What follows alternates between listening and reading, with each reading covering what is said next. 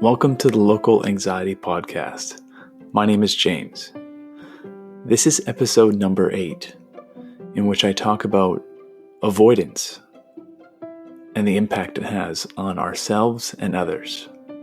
I hope you enjoy.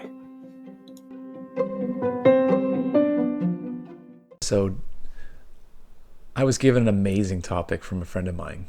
His name's Tom. And you guys need to check out his latest TED Talk. It just got released on YouTube, and you can see that on his Facebook page. It's posted, it's blasted everywhere. And most importantly, it just made it onto the tedtalk.com page as well, their main hub. It was an amazing talk. And I've talked about this before on my podcast, but I highly recommend you guys view it, you share it, you just spread it around. It was very powerful, insightful about mental health in the workplace, and what better time than right now to talk about mental health. Everywhere you go, it's going to follow you. If you got problems with it, you can't escape it. There's no way to run from it. But the best thing is to face it, talk about it, go at it head on. And so he gave me this amazing thing to think about. It's the power of avoidance. And when he told me initially, I was kind of like trying to think of like, well, wow, I wonder how that applies to me in my life. And then the more thought I put into it, I was like, oh, this one's potent. So I'll break it down for you. Something as simple as I have an old memory of eating a beef burrito when I was a kid. I was probably 10 years old, and I got horrific food poisoning from it, and I kind of have a hard time throwing up as well. It's tough for me. It gives me anxiety, but the pain was so much that it's lasted in my life this long.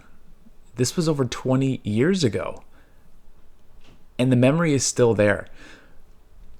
So the reason I'm saying this is because I never, ever tried another beef burrito again after that. I was done. I was like, that was a one and done thing. And so when I really started to dissect that, like that choice I just made there, how I'm like, I'm going to avoid that. That's knowledge in my brain, and it's seared in saying like, that's a no-go. Don't go near that, you know? Then I started thinking about that in other aspects of my life. Being like, well, how many things have I gotten hurt from that I've now decided to completely go nowhere near? And so the point is that could have just been one beef burrito that was bad. Just one. But if I was to go back and try it again, I might enjoy it. But I've taken away that choice from myself because of fear. Fear that I'll relive the same experience again. And that's where the problem is.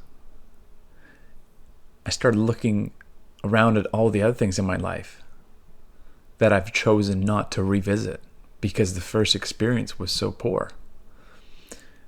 Here be in relationships, in choices, friendships, everything. I mean, asking girls on dates, I mean, that was tough. Rejection hits me really hard, and I'm sure it hits everybody else hard as well. But I think with me, it's a lot of things of like, oh, that hurt? Okay, well, then my brain says, well, don't do that again. Don't bother. And it started to really go into even just thinking about the friendships that I've had and new connections that I make with people. And sometimes how I put these standards and these expectations on people. Because when I meet someone that I really click with, I get scared because it's like, oh, well, I'm just waiting for the ball to drop. They're going to reveal that they're not this person, or they don't fit my narrative or my insanely unrealistic guidelines because of my trust issues, right? So see how it all ties into avoidance is because I've been hurt before. So therefore, if they hurt me, then the default is to cut them off. It's like, that's it, you're done. Like, get away from me. So in turn, it put like a push and pull part of my personality. It morphed into a push and pull. So for example, when I meet someone that I have a good connection with, I tend to overly just go all in, just all chips in. And it's almost like my way of testing the water, being like, okay, well, how do they react in this scenario? Or are they judging me for this? I mean, what are they going to say about that? And as soon as I feel like they don't, or they judge me on something, or they do something that is out of my character, out of my high expectations. Like, for example, I don't drink, I don't smoke, I don't do any drugs. I barely even take Advil, and I don't expect that from anybody else. But if someone was to abuse those things in their life, for me, that's a red flag of like, get away. I've been around people that have abused those substances and it's caused me harm and caused themselves harm. So in turn, that's just another thing to add to the list of like, all right, well, how much do you drink, or how much do you do this? Like, do you become a different person? And so that creates another list to add to the avoidance pile of, once I find that out, I get scared and I push away. So the push and pull. And now that I've started to see that, it's starting to make me a lot more aware of how I choose my friendships. But it also should be really a wake-up call to understand that, who am I to judge them, but also to really dive into, start working on those areas that did cause me that harm and flush them out. So I don't start putting all these people in those boxes, and I don't push the people away, because it can't be fair. I mean, it literally is just like a tug of war. It's like, oh, come on in. Oh, you didn't take your shoes off. Okay, that's it. You dirty my floor. So it's got to be a lot of self-exploration of like, what's the next step and what's the next thing I need to dive out and just really dive into and dissect. And I'm going to play it by ear, but now that I'm more aware of it, it's time to go to work. Because that's not fair. It's not fair for me. It's not fair for others.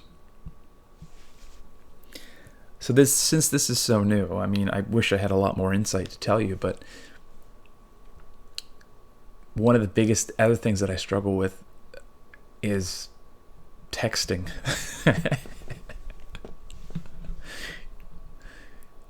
See, the thing about my personality is that because I'm insecure, I put out a lot of energy when I'm engaging with people, because I really want to share. I really get excited. I get overexcited and I just want to share. And then I get exhausted. And so then when someone texts me about something, it doesn't even matter. It doesn't even matter what it is. There's times where it's just like, oh, I'm overwhelmed. But here's the thing. It's like, I'm not communicating that. I'm not communicating that part properly. Personally, it's not my favorite form of communication. There's no eye contact. Context is lost.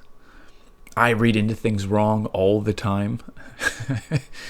It's just not the same. It's not the same as the energy that you feel when you're just face to face with somebody, that you're just giving them your all. Text is just like, no.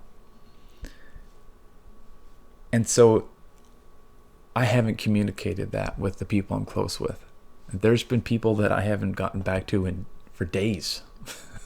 And for every intents and purposes, I'm a dick, literally, and it's true. But it's me having to learn to be able to communicate and trust that I'm not going to be judged, and be honest, and be more vulnerable.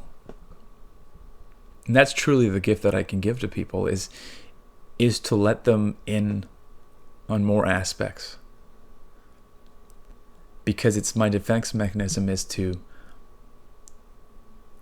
lure them in, and as soon as something goes wrong, gradually push them away. And I don't want to do that anymore. And I want to try more things. So when it comes down to even more aspects of my life, it's not just about friendships and relationships. It could be about new challenges, new positions, new opportunities in the workplace. Mind you, the workplace is very different right now, and when all this clears up, I can hope that I want to be ready and willing to try new things. And I have. That's what's helped me a lot, is by slowly dipping my toe in the water. But there's so much more I could do. But I just need to deep dive more into the things that are holding me back. So that being said, I hope that some of you guys can start seeing that in your own lives, and start asking questions and be like, why is that there? Why is that plaguing me? So moving on. There's this really cool thing that my buddy Tom Dutta told me. And obviously he learned this and he wanted to pass it on. It's about, you can't have a positive and a negative thought at the same time. And the reason I bring this one up is that in this day and age, this time is uncertain. But there's things that are. There's real truths that are still out there. Believe it or not. For example, if you woke up and you had shelter, and you had blankets, and you're not freezing, and you're not starving, that is something that you can be thankful for. Is the little things that we have. We have people that love us. We love others. We have food. We have shelter. So the reason I'm saying this is because negativity can creep in so quickly, especially in this time. Because lack of knowledge can lead to worst case scenario. Your brain goes there. It's embedded in all of us. But ways to combat that is with truths. So wake up, look around and find things simply to be thankful for. And he taught me this as well. It's just wake up and just name 3 things. It could be anything. It'd be like, you know what? Thank you for the air I breathe. See, for me, I can pass it up to the Lord and say, hey, thank you, God, for allowing me to breathe another day. Thank you for breakfast cereal. I love cereal, man. Thank you for sunshine. It's simple things. Like, go back to the basics here, people. We can do this. We can go right back and make it simple. And don't forget to be grateful.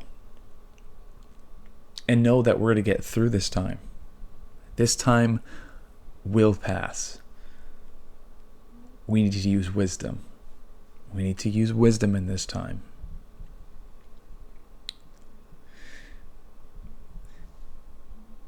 So I think I basically covered all I want to do today on this one, and I know it's probably not as light as some of the other ones were. But this is a time where we can start asking ourselves questions about ourselves. So that being said, I have a YouTube channel. It's called the Local Anxiety Podcast. And I would love it if you were to go over there and subscribe. And I'm still going to be uploading on all my other platforms, Facebook, the Anchor FM app, all your favorite podcast apps. It'll all be available on. But it's just another way to get the videos and get the podcast out.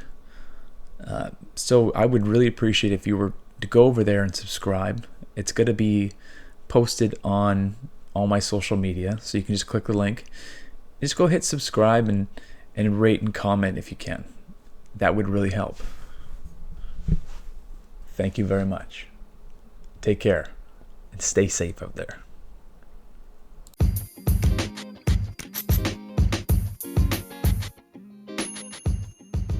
I know what you're thinking.